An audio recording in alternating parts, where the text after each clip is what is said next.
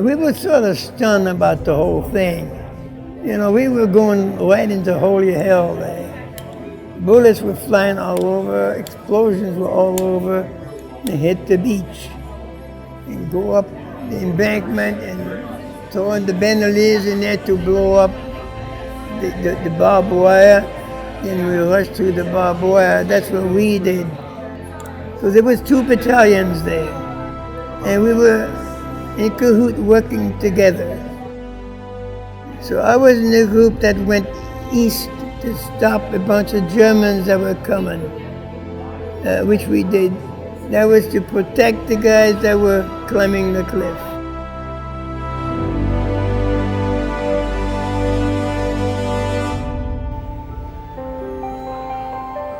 The idea of the exhibit is to honor those who served and gave all on D-Day.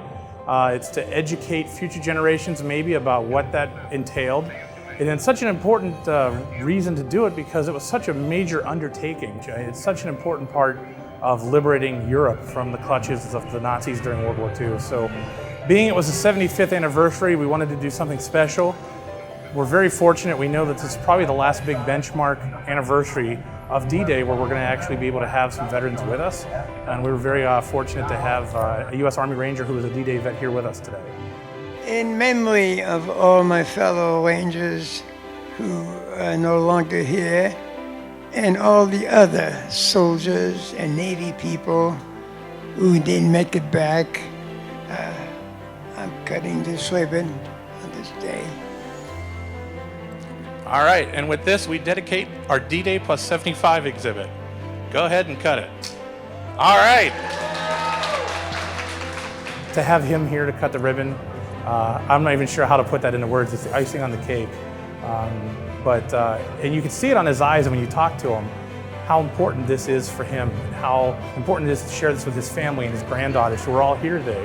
And I think that's one of the most special things to take away from is seeing Rene with his grandkids here, all learning about what he did during the war. That's a really special moment to see that actually unfold here in our exhibit.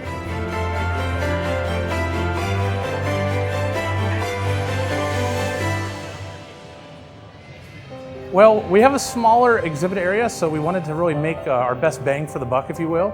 We wanted some of the most iconic items from the Normandy invasion.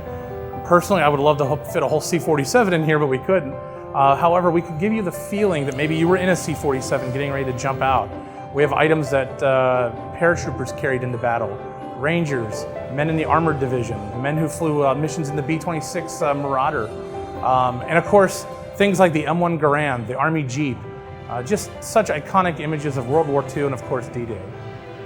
I think what's so special about this exhibit is when we sort of first went into the collections, you know, we didn't have a ton of items related directly to D-Day, but we knew we were going to do something good. We worked with the marketing department. They were going to be able to put a really, really good, amazing set of pictures and walls up to really tell the story. However, once we started into it and we got a little bit of publication out of it, local folks started coming forward and saying, my dad was at D-Day, or my grandfather was, and we have some of his items, could we share them with you? And we're forever indebted to those people who were actually able to come out, share some of these items with us that you see in the exhibit, and it's what gives us a really cool sense of the personal side of the stories of D-Day. Boy, double terrific.